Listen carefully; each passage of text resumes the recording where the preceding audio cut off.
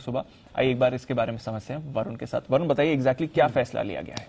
देखिए दीप, ये तो है कि लैंड लीज पॉलिसी जो है नई पॉलिसी लाई गई है। अब बेसिकली इसमें 2-3 इंपॉर्टेंट पॉइंट्स है।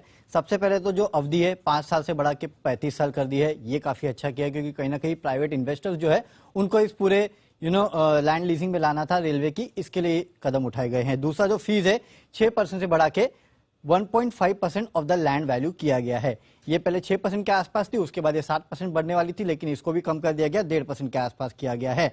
इसके अलावा काफी सारे और कदम उठाए हैं, जैसे कि पब्लिक सर्विस यूटिलिटी, जैसे कि इलेक्ट्रिसिटी, गैस, ये जो है इन पे भी 1.5% के आसपास की लाइसेंस फीस लगेगी अगर ये रेलवे का इस्तेमाल करना चाहते हैं। ऑप्टिकल फाइबर जो है उनको भी 1000 रुपए के आसपास देना पड़ेगा। इस तरह के काफी सारे और नियम जो है उनको यहाँ लाया गया है। इसके अलावा 2-3 पॉइंट जो हाईलाइट करूंगा। एक तो यह है कि सोशल इंफ्रास्ट्रक्चर के लिए सरकार ने यहाँ पे 1 रुपए प्रति स्क्वायर मीटर के आसपास का, प्रति वर्ष के आसपास का चार्ज जो है वो सरकार लेगी। हालांकि ये कोई बहुत बड़ा अमाउंट नहीं होगा, क्योंकि मैं कैलकुलेट कर रहा था करीब 700 हेक्टेयर के आसपास की जमीन जो है वो कॉनकॉर के पास है, तो उस लिहाज से अगर आप देखेंगे तो करोड़ के भी नीचे निकल के आता है। लेकिन इसमें एक पॉइंट है, और अगर आप वो पॉलिसी डॉक्यूमेंट पढ़ेंगे तो उसमें पॉइंट नंबर 3 है कि अगर किसी के पास एग्जिस्टिंग कार्गो टर्मिनल है और अगर वो इस नई पॉलिसी या फिर नई रिजीम में आना चाहते हैं तो उनको फिर से कॉम्पिटिटिव बिडिंग प्रोसेस में भाग लेना पड़ेगा, बोली जीतनी पड़ेगी, और फिर ही वो ये नई रिजीम में आ सकते हैं। हालांकि उनके पास राइट ऑफ फर्स्ट रिफ्यूजल होगा, लेकिन अगर किसी और बिडर ने हायर बिड की तो आपको उसको मैच करना होगा। अगर आप मैच नहीं कर पाए तो वो जमीन आपके हाथ से गई। तो कहीं ना कहीं ये जो थर्ड पॉइंट है ना, ये सबसे बड़ा पॉइंट है कि अगर कॉनकॉर का प्राइवेटाइजेशन करना है और अगर कोई कॉनकॉर को खरीदना चाहता है और अगर नई पॉलिसी का आपको फायदा उठाना है तो आपको फिर से जाके बिडिंग ही करनी है, तो मैं कॉनकॉर को क्यों खरीदूं? नहीं, एक मिनट वापस से समझो। इसमें मेरा ध्यान कहीं और था पूरा ढंग से।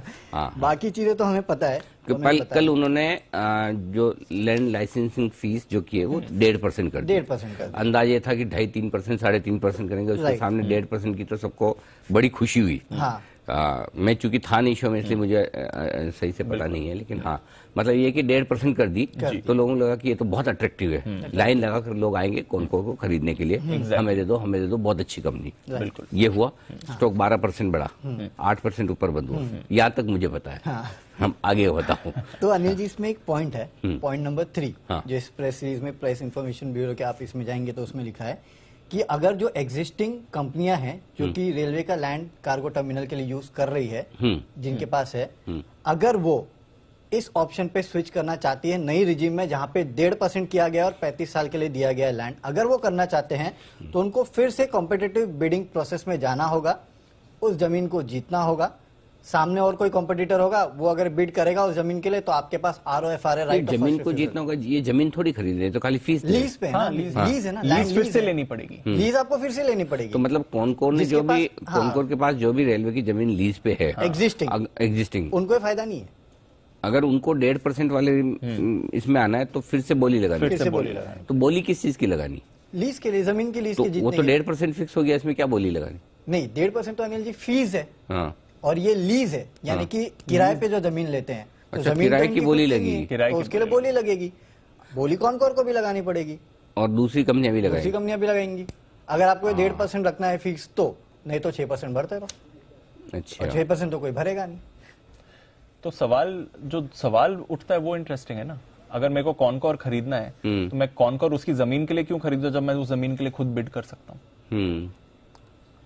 मेरे पास भी तो राइट होगा ना बिड करने के लिए। तो जो नई बिडिंग होगी वो उसमें एग्जिस्टिंग प्लेयर्स को भी करनी पड़ेगी, और जो कोई अभी ओन कर रहा है वो राइट ऑफ फर्स्ट रिफ्यूजल है, बिड मैच कर सकता है, आप मैच कर सकते हैं। शरद सर, देखिए आपने ये खबर जितनी अच्छी ऊपर ऊपर से दिख रही थी उतनी अंदर अंदर से उतनी मजबूत दिख नहीं रही। नहीं, मुझे लगता है कि ये जिस टाइप की डील है और जैसे ये बात कर रहे हैं, अगर वैसा कुछ इन्होंने अनाउंस किया है तो ऑब्वियसली थोड़ा सा प्रॉब्लमेटिक है, क्योंकि आप डिसइन्वेस्टमेंट को प्रमोट करने के लिए बात कर रहे हैं और अगर वहां पे सामने वाले को वो लैंड ही लेने का, अगर सिर्फ कोई लैंड वाले राइट्स के लिए ही ले रहा है तो वो एक एडिशनल स्वीटनर था कि आपका लैंड लीज का वो कम हो जाए। जो भी नया इन्वेस्टर आएगा वो कॉनकॉर के एग्जिस्टिंग बिजनेस के लिए भी आएगा, आई बिलीव, जो बाकी सेटअप है, सिर्फ लैंड के लिए तो कोई नहीं आएगा। बट अगर ये है कि अगर कोई नया बिडर उतना अग्रेसिवली उसमें बिड नहीं करता है इस प्राइसिंग के लिए, तो कॉनकॉर के लिए फायदा है। बट अगर अग्रेसिवली लोग सिर्फ लैंड के लिए करेंगे तो obviously it does not make sense कि आप कॉनकॉर में इतना अग्रेसिवली एंट्री लें, जो कि खाली लैंड तो आप खुद भी बिड कर सकते हैं।